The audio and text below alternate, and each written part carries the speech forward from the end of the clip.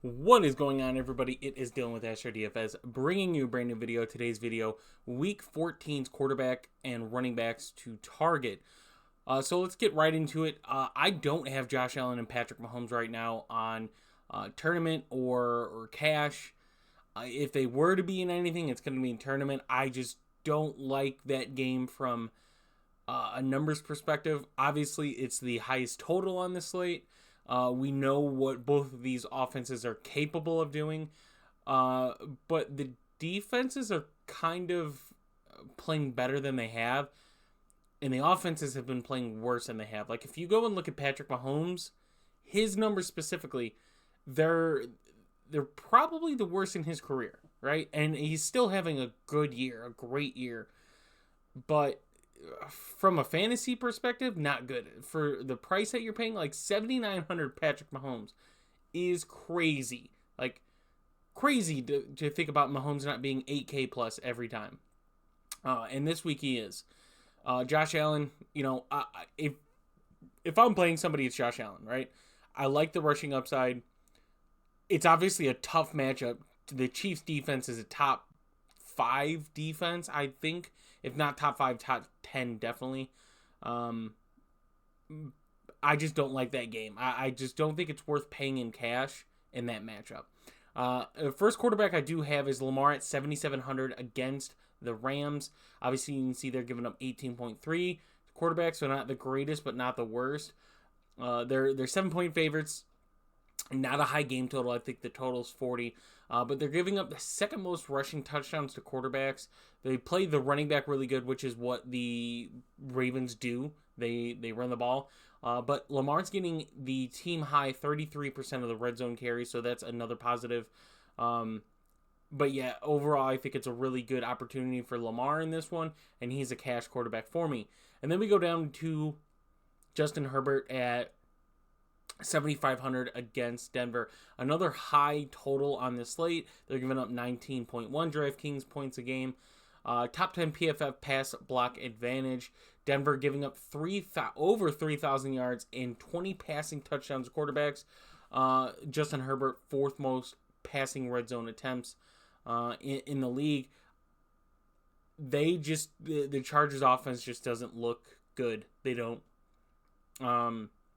I think it's a good opportunity for them to have a good bounce back. But if I'm picking a quarterback from this slate, honestly, it's Russ. Like, I'd rather take a shot on Russ against the Chargers defense than Herbert at his price against Denver's. I think Denver's secondary is getting really good. They're improving a lot. They're not the same Denver defense that gave up 70 points to a team. So they're definitely improving in that aspect. Justin Fields, though, 6,800 I have as a cash play. See, they're giving Detroit's giving up 21.3 DK points a game. Justin Fields, second most red zone carries on the team. Detroit giving up the most rushing yards to quarterbacks. Justin Fields averaging 98 rushing yards a game versus Detroit. They're giving up 20 passing touchdowns. Justin Fields had a really good game in their last matchup. So, a lot to like on Justin Fields. Plus, his price is very good at 6,800. Brock Purdy, next quarterback, cash play at 6,500, so his price goes up against Seattle. San Fran has scored 27 or more points in the last 4 games. Brock Purdy averaging 24 in their last game against Seattle. Sorry, he's averaging 24.9 at home, second highest total on the slate. So yet again, another good matchup for Brock Purdy. I think every game is a good matchup for San Fran, to be honest. Next is Jared Goff at 6,400. I have as a tournament play. Bears giving up 19.6. Top 5 PFF pass block advantage. Bears giving up the 3rd most passing touchdowns. Team runs a high amount in the red zone, which is why I have him as a tournament. But he's still getting 2+ touchdowns. He's got that in the last 4 games. He did struggle against Bears in their last game, only getting 16 points. But they did come back and win that game. So he's more of a tournament. I'd rather go Purdy than Goff in that matchup. Russ at 5,800, another cash play like I mentioned. just in that game atmosphere. This game could be a very high-scoring game, or we've seen the the Chargers defense kind of step up lately. Obviously, you're playing one of the worst offenses in New England, but Baltimore, they hold to 20 points, something like that. So you put those two numbers together, that's 10. Granted, I know, New England, bad offense, but Chargers giving up the most passing yards per game, top 10 PFF pass block advantage, third highest total on the slate, and Russ top 5 for most red zone passing attempts. So a lot to like for Russ. Obviously, his ceiling is not the highest. When you look at his numbers, he's only got a few games this season above 20 DraftKings points. But I think at his price point at 5,800, getting 18 has been his realistic number. So you're getting that 3x value. Plus, you're paying down at quarterback, so you could pay up at running back, which is really good this week. Next is Jameis Winston at 5,500 against Carolina. This is only if Derek Carr is out, obviously. If Derek Carr is out, then, But I think Jameis Winston is a great quarterback for fantasy purposes, right? He's not afraid to throw the ball, right? He is not afraid to take that risk. He's not afraid to get the picks. He's going to make a lot of risky throws. Sometimes going to go his way, sometimes not, right? So I think if Carr is out, then Winston's a good tournament play. If Carr's out, that means I really like Taysom Hill this week as well. Gardner Minshew is a value for me at 5,400 against Cincy. Cincy giving up the 6th most passing yards, 4 rushing touchdowns to quarterbacks, 248 plus passing yards in the last 7 games. So a good opportunity for Gardner Minshew here at 5,400. Obviously, he's not a big ceiling guy, but he is a guy that hits value quite a bit. Jake Browning in the same matchup. Amazing game against Jacksonville, but Jacksonville gives up a lot of yards. We've seen that. The matchup is tough, but if he could play anything like he did last game, then at his value at 5,200, it's going to be crazy. But Desmond Ritter kind of stands out to me. I might put him in cash. We'll see how the week goes. But against Tampa Bay, he had 16 in their last matchup, so hitting that 3x value and then some. But Buccaneers are giving up the 4th most passing yards a game. 5 rushing touchdowns to quarterbacks. We've seen Desmond Ritter, when he gets a rushing touchdown, he hits that high, teen to low 20 point game. And this is another opportunity for him to do it. Last week, Tampa Bay was banged up defensively. I'd watch an injury status this week and see if that continues. But at 5,000, his price point's a really good price. And then Joe Flacco, another one that I'm very, very tempted, right, to play this week. Going against Jacksonville, we saw what Jake Browning just did, right? But at 4,700, right, he was, I think, 4,500 last week. 17 points, 17 DraftKings points. He had 44 passing attempts in his first game. This is not something we haven't seen. We saw it, last year with the Jets? But 44 passing attempts in your first game against the Rams. So, Jacksonville's a worse defense, right, against quarterbacks. We've seen it. I think their defense is good, but, they just keep allowing yards. They play a lot of zone for some reason. But yeah, 5th most passing yards against, top 10 PFF pass block advantage. So at 4,700, if Joe Flacco can get me 16 fantasy points at 4,700 and allow me to pay up for some of these running backs, right, a CMC, or to pair it with a wide receiver, I'm all for it. But yeah, Christian McCaffrey, 9,200 is a cash play for me. Against Seattle, 33 in their last matchup, 63 league high red zone opportunities, 2nd most rushing touchdowns against, and the third highest total on the slate. So I really like that one. Alvin Kamara, 8,200 against Carolina, 34 red zone opportunities, most rushing touchdowns against, 4th most rushing yards. Obviously, he needs receiving work to hit his value. He's not getting it there in rushing. He's more getting it in the receiving work. And if he does get it, he hits value, right? He has explosive games. Talking 20 plus easy. But yeah, Austin Eckler, another tournament play, right? You look at what he's done, 15. But you've looked at his last 2-3 games. He is not doing good, especially for his price point. Nowhere near good. Even from an NFL just stats perspective, just not playing good. That whole Chargers offense isn't playing good. But there is an opportunity for him to come back, right? You see the 30.4 DraftKings points against a game. Second most rushing yards, 14 total touchdowns allowed to running backs. There is an opportunity for Austin Eckler to have a good game, right? He's had some tough matchups lately.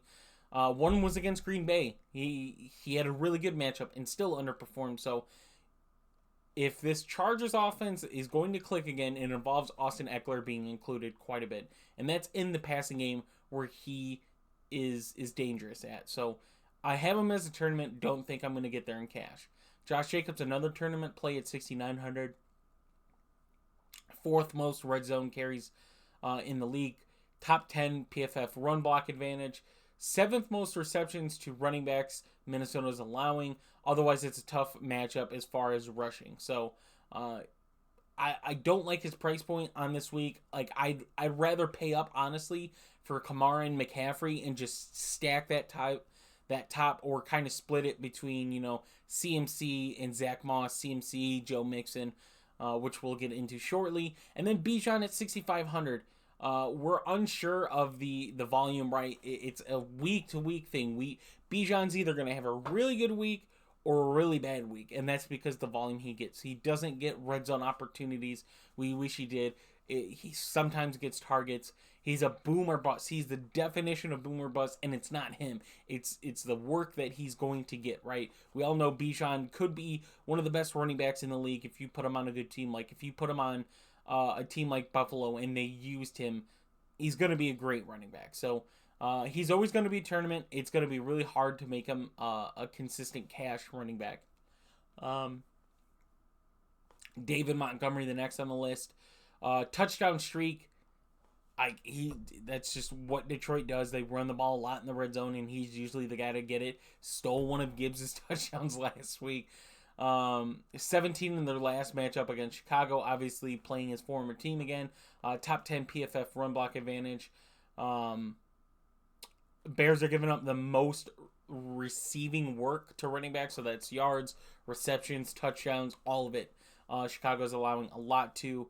And David Montgomery, third most red zone rushing attempts in the league. Breece Hall 62 is a tournament play for me against Houston. 23 targets in the last 3 games, so averaging just over 7 targets a game. Obviously, we don't know who the quarterback's going to be, whether it's Simeon or Zach Wilson. We'll see. 7-game streak over 10 points, but that's pretty much been his outcome, right? Is around 10 points, sometimes a little over, but 10 is pretty much being that key number. Obviously, not getting a lot of red zone work when the team can't even get in the red zone. So, tournament play. And then cash, 6,100 Joe Mixon against Indy. Indy giving up 26.5 DK points a game to running backs. 5th most rushing yards against. 2nd most rushing touchdowns against. Him getting 86% of the red zone carries. And 2nd most red zone targets on the team. So, a lot to like for Joe Mixon. Obviously, going to be needed for Jake Browning to succeed. Wasn't used a lot in the receiving game last week. I think 3 carries, but he made it work. So, Zach Moss, next running back at 5,900. I know a lot of people, 90+% of the field played Zach Moss last week, and for that, didn't get burnt because of the ownership. But if he wasn't high owned, then yeah, you got burnt.